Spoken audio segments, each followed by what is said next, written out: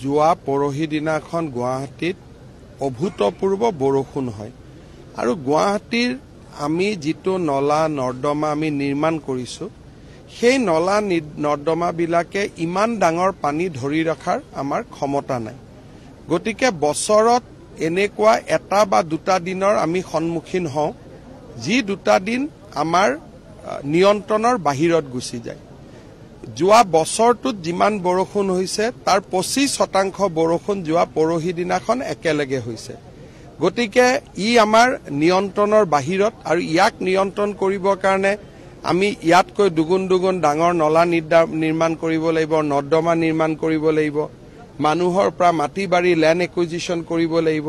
এটা প্ৰথম কথা দ্বিতীয়তে মেঘালয়ৰ পৰা পানী অভূতপূৰ্বভাৱে নামি অহাৰ কাৰণ হল USTM ইউনিভাৰ্চিটি তাত USTM ইউনিভাৰ্চিটিয়ে মেঘালয়ৰ গুৱাহাটীৰ খানাপাৰাত তেওঁলোকৰ ভৌগোলিক অৱস্থানৰ সুবিধা লৈ এটা বৃহৎ ডাঙৰ পাহাৰ তেওঁলোকে খান্দি পেলাইছে কোনোবাই যদি USTM ইউনিভাৰ্চিটিত যায় তেতিয়ালে দেখা পাব যে গুৱাহাটীৰ 4-5খন পাহাৰ একেলগে তাতে গুৱাহাটী ন মেঘালয় তাতে কাটি পেলোৱা হৈছে এই USTM ইউনিভাৰ্চিটিখন আৰম্ভ কৰোতে অসম চৰকাৰে প্ৰতিবাদ কৰাৰ প্ৰয়োজনীয়তা আছিল আগতে মেঘালয়ৰ পানী অসমত আহিছিল লাহে লাহে আহিছিল USTM ইউনিভাৰ্চিটি হোৱাৰ পৰা অভূতপূৰ্বভাৱে গুৱাহাটীত পানী নামি আহে এই USTM ইউনিভাৰ্চিটিখন হোৱাৰ সময়ত অসম চৰকাৰে মেঘালয় চৰকাৰৰ লগত কথা পাতিব লাগিছিল যে অকনমান দূৰত তেওঁলোকক অনুমতি দিয়ক লগত এখন দিল্লী পাব্লিক স্কুলো হল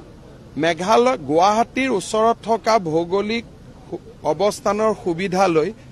গুৱাহাটীৰ মানুহে গৈ মেঘালয় চৰকাৰৰ অনুমতি লৈ তাৰ ওচৰ পাজৰৰ যিটো পাহাৰ গোটেই পাহাৰবিলাক কাটি অনুষ্ঠান আৰম্ভ কৰিছে বিষয়টো মেঘালয়ৰ মুখ্যমন্ত্ৰী ডাঙৰীয়াৰ লগত মই কথা পাতিম বাট ড্যামেজ ইজ অলৰেডি ডান যি ড্যামেজ হ'ব লাগিছিল তাক অলৰেডি তাক হৈ গল এতিয়া উপায় এটাই যে এই পানীখিনি আমি দীপৰ বিললৈ ডাইভাৰ্ট কৰি লৈ যাব লাগিব বা শিলখাকু বিললৈ ডাইভাৰ্ট কৰি লৈ যাব লাগিব কিন্তু ডাইভাৰ্ট কৰি লৈ যোৱাৰ বাবে মাজেদি যদি নলা নৰ্দমা বনাও বহুত ল্যান্ড একুইজিশন লাগিব যিটো আমাৰ আৰ্থিক ক্ষমতাৰ ভিতৰতো নপৰে গতিকে ইয়াত আবেগিক হোৱাৰ পৰিৱৰ্তে আমি প্ৰেক্টিক্যালি কেনেকৈ এই সমস্যাবোৰ সমাধান কৰিব পাৰো আমি চাম কিন্তু তাৰ লগতে আমি এটা কথাও চাব লাগিব যে বৰষুণ হোৱাৰ ট্ৰেফিক জাম ৰাতিলৈকে হৈছে কিন্তু পানীটো 2-3 ঘণ্টাৰ ভিতৰত 75% এৰিয়াৰ পৰা ওলাই গৈছে ইমান ডাঙৰ বৰষুণ হলে ধৰি ৰাখাৰ ক্ষমতা গুৱাহাটীৰ দৰে স্মাৰ্ট সিটি এখনৰ নাই ইয়াৰ কাৰণে আমি এটা নেক্সট লেভেলৰ স্মাৰ্ট সিটি বনাব লাগিব